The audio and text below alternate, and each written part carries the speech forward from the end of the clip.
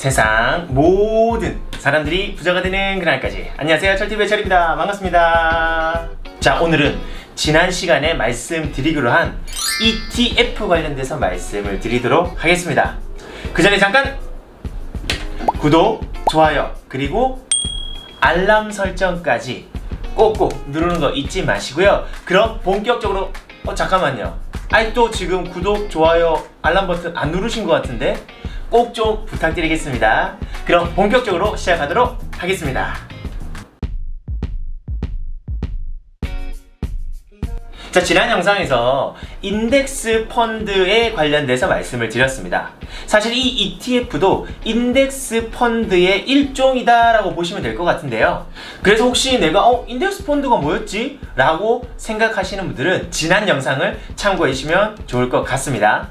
자, 이 ETF는 주가 또는 섹터를 추종하는 펀드다 라고 보시면 돼요. 다만 이 펀드를 주식시장에서 편하게 주식처럼 사고 팔 수 있는 게 바로 ETF다 라고 보시면 될 것 같습니다. 즉, 펀드를 주식처럼 사고 팔 수 있는 거를 바로 ETF라고 보시면 됩니다. 자, 우리 주식 어떤가요? 하루에도 사고 팔고 1분 내에도 사고 팔고 할 수 있죠. 굉장히 편하잖아요. 이거를 인덱스 펀드도 주식시장에서 편안하게 살 수 있는 걸 바로 ETF라고 하는데요. 거기다가 인덱스 펀드보다 오히려 ETF가 수수료가 더 저렴하다는 장점이 있습니다. 인덱스 펀드는 수수료가 0.5%에서 0.8% 정도 수수료가 나갑니다. 자, 그런데 ETF는 따로 수수료가 책정된 게 아니라 주식처럼 거래하니까 그냥 주식 수수료 정도만 있다라고 보시면 되기 때문에 수수료 측면에서 굉장히 차이가 난다. 요게 가장 큰 장점이다 라고 말씀을 좀 드리고 싶습니다. 물론 인덱스 펀드는 매월 자동이체 걸어두면 알아서 매달 살 수 있는 부분들이 있기 때문에 굉장히 편리성은 있지만 오히려 ETF 관련된 부분들이 그 부분을 상쇄하고도 남을 만큼 오히려 수수료 측면에서 워낙 뛰어나기 때문에 우리 금리 0.5% 1%만 해도 벌벌 떨잖아요.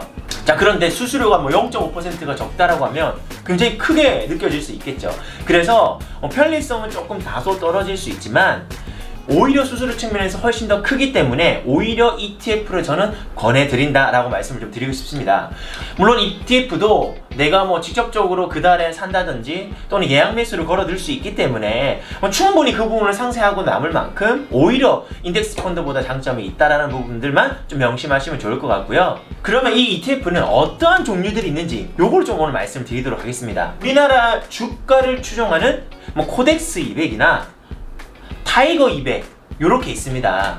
자, 요 앞에 보면 코덱스 200, 타이거 200 이 영어가 뭐를 의미하느냐? 바로 운용사를 의미합니다. 그리고 숫자 뒤에 200은 뭐냐?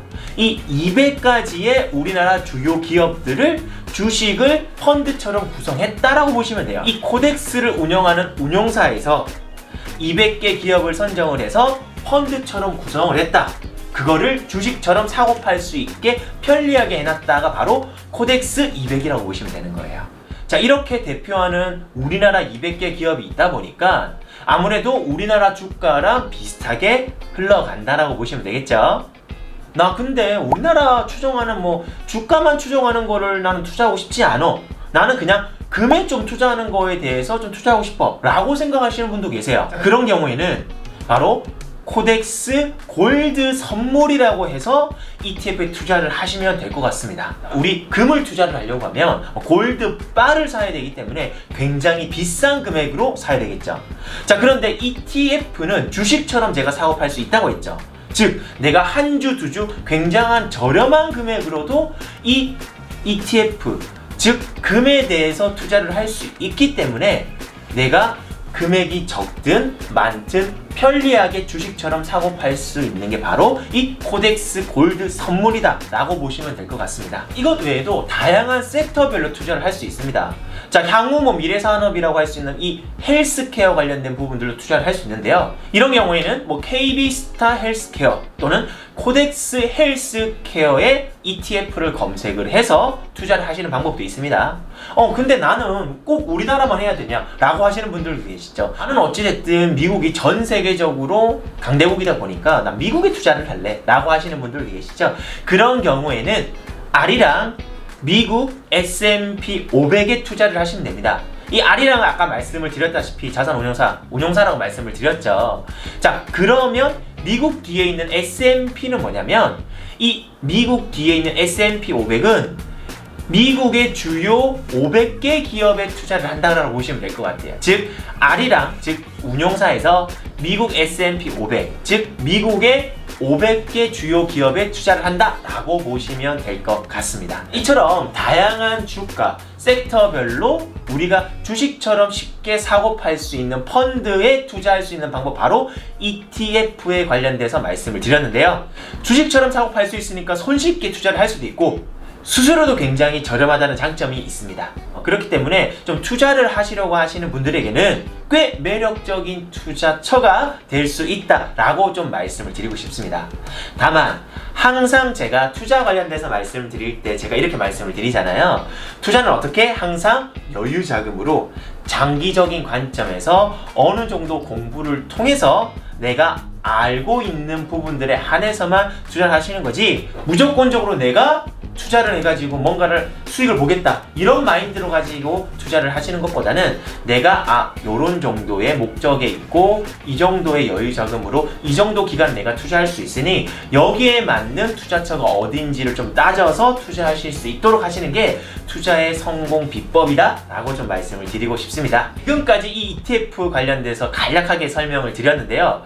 다음번에는 이 ETF를 조금 더 효율적으로 투자하는 방법에 관련돼서 말씀을 드릴 건데요. 방법은 바로